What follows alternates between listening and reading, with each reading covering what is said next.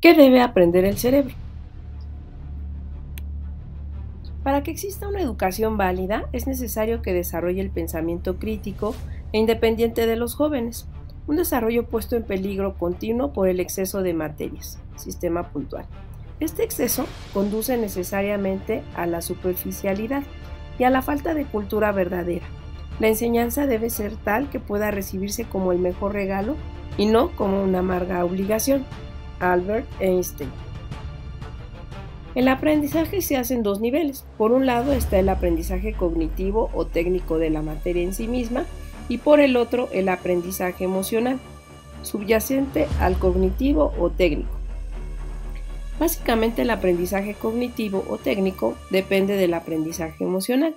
Sin este aprendizaje emocional, toda trayectoria de aprendizaje cognitivo está comprometida.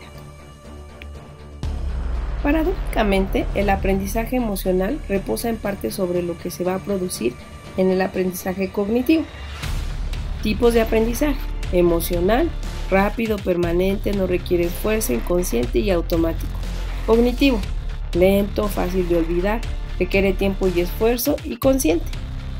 Características de los tipos de aprendizaje.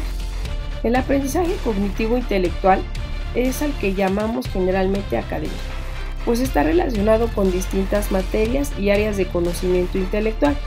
Según cómo sea impartido, se requerirá más o menos esfuerzo para incorporarlo al saber del aprendiz.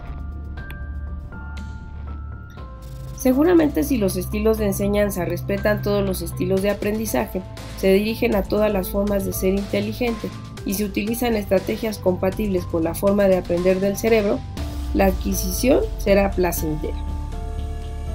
Presentar los contenidos de una manera atractiva para todos los cerebros de nuestros aprendices es un elemento que va a favorecer su proceso de aprender, pero como ya veremos, no garantiza ni mucho menos el aprendizaje. Se necesitan estrategias mentales por parte del aprendiz y constancia, esfuerzo y persistencia para que los contenidos se retengan en la memoria de largo plazo, contando además con que esos contenidos son necesarios para su supervivencia, razón por la cual es más factible que sean olvidados. Está claro que el ser humano ha realizado avances muy importantes en este ámbito y que su conocimiento del mundo exterior ha llegado a cotas casi imposibles de imaginar. Sin embargo, el aprendizaje cognitivo emocional, a diferencia del anterior, no tiene por objetivo el estudio del mundo interior, conocerse a uno mismo, saber regular las emociones, detectar los factores de automotivación que le permiten a una persona ponerse metas y objetivos realistas, etc., son una serie de competencias, no solo conocimientos fundamentales para un equilibrio personal y un nivel adecuado de bienestar, tanto para el alumnado como para el profesorado. Lo vemos todos los días a nuestro alrededor. El avance no ha sido tanto con el aprendiz como en el aprendizaje anterior. Por eso es necesario hablar de los diferentes tipos de competencias que cualquier aprendiz debería aprender en el aula, para así darnos cuenta de los puntos fuertes y débiles de nuestro sistema educativo y poder abordar una educación de verdad integral. Diferentes competencias que es preciso aprender. Pensemos ahora en las capacidades requeridas para ser un buen estudiante. Tradicionalmente se reconocen dos campos de competencias: las cognitivas y las técnicas. Las competencias cognitivas están asociadas al saber y al conocimiento y son las más solicitadas en las escuelas. Por su parte, las competencias técnicas están asociadas al saber hacer, al cómo se hace algo y a todo lo relativo a las habilidades técnicas, que sean manuales o intelectuales. Para estos dos campos de competencias hay que añadir dos más: las competencias relacionales, aquellas que permiten interactuar con los demás, y las competencias emocionales, aquellas que permiten sentir, experimentar emociones y reaccionar en consecuencia. Sin embargo, no todas ellas tienen el mismo peso, pues las emociones pueden interferir en las otras competencias, ensombreciéndolas e incluso bloqueándolas. En otras ocasiones, esas emociones se estimulan y facilitan el desarrollo de las competencias. Por esta razón, es muy importante poner una atención particular en el desarrollo de competencias emocionales del alumnado con el fin de sacar provecho de ellas en las actividades cotidianas. Gracias a recientes investigaciones sobre el cerebro, sabemos que cada campo de competencias cognitivas, técnicas relacionales y emocionales tiene su propio modo de aprendizaje, su sistema de memoria respectivo e igualmente estructuras nerviosas específicas. 1. Competencias cognitivas asociadas al saber y al conocimiento. Las principales estructuras nerviosas que permiten el aprendizaje cognitivo son el hipocampo y la corteza prefrontal. El desarrollo de esas competencias es posible gracias a la memoria declarativa, memoria semántica o episódica, cuyos sustratos neurológicos son el hipocampo y la corteza frontal. Los trabajos del Dr. Wilder Penfield y la neuropsicóloga Brenda Milner pusieron en evidencia el papel fundamental e importante de los hipocampos en el aprendizaje cognitivo. Demostraron que si a una persona le extirpan los hipocampos, ésta será incapaz de adquirir nuevos conocimientos. 2. Competencias técnicas. Las competencias relativas al saber hacer se apoyan en la memoria procesal, es decir, en las acciones y saberes operativos. Numerosas observaciones han permitido comprender que la memoria procesal funciona independientemente de la memoria declarativa. Brenda Milner y Neil Cohen constataron con asombro que los pacientes que habían sufrido una lesión en los hipocampos podían aprender tareas motrices e intelectuales, y esto sin que ellos tuvieran recuerdos de haberlas ejecutado. Los pacientes pudieron mejorar la realización de sus labores como un individuo normal sin tener reminiscencias de ellas. Investigaciones sobre animales han confirmado que la memoria procesal puede funcionar independientemente de la memoria declarativa. Lo anterior puso en evidencia las estructuras nerviosas específicas que intervienen en este tipo de memoria y aprendizaje. Se ha podido hacer una clara diferencia entre la memoria declarativa y la memoria procesal, y lo mismo en el caso de las muy complejas tareas cognitivas. 3. Competencias relacionales. Las competencias relativas al saber comunicarse con los demás y relacionarse de una forma satisfactoria. Este campo es menos conocido, pero se puede presumir la existencia de unas estructuras nerviosas y de una memoria específica. Los numerosos trabajos sobre comunicación, lenguaje, reconocimiento de rostros y la decodificación no verbal permiten poner en evidencia este tipo de competencias. Las investigaciones de Howard Gardner, creador de la teoría de las inteligencias múltiples, le llevaron a definir un tipo de inteligencia denominada interpersonal. La inteligencia interpersonal es en esencia la capacidad de percibir y establecer distinciones en los estados de ánimo, las intenciones, las motivaciones y los sentimientos de otras personas. Este tipo de inteligencia puede incluir la sensibilidad a las expresiones faciales, la voz y los gestos, la capacidad para discriminar entre diferentes clases de señales interpersonales y, en la práctica, la habilidad para responder de manera efectiva a estas señales. Esta inteligencia, que justamente implica el desarrollo de las competencias relacionales, tiene un soporte anatómico en la corteza prefrontal y un daño en sus estructuras provoca problemas de conducta en las relaciones con los demás, desinhibición, falta de capacidad de controlar las emociones, impulsividad, violencia, etc. 4. Competencias emocionales. Las competencias relativas a la dimensión emocional del ser humano, que debe aprender a sentir y expresar lo que siente, se apoyan sobre la memoria emocional, que tiene que ver con la amígdala y la corteza prefrontal. El aprendizaje emocional utiliza la forma de memoria asociativa. El tipo de habilidades que deberían desarrollar todos los aprendices incluye habilidades para aprender a conocer sus emociones y a regular su expresión, además de controlar las emociones negativas para que cuando ocurra alguna adversidad, éstas no persistan más allá de lo necesario. Se ha demostrado que cuando las emociones perturbadoras se instalan en un aprendiz, sea la causa la que fuere, interfieren en su capacidad para aprender. Por ejemplo, experiencias con animales han demostrado que las lesiones en la amígdala están relacionadas con la ausencia de aprendizaje condicionado al miedo. Un experto médico y neurólogo portugués, António Damasio, ha efectuado observaciones en los humanos y ha llegado a conclusiones similares.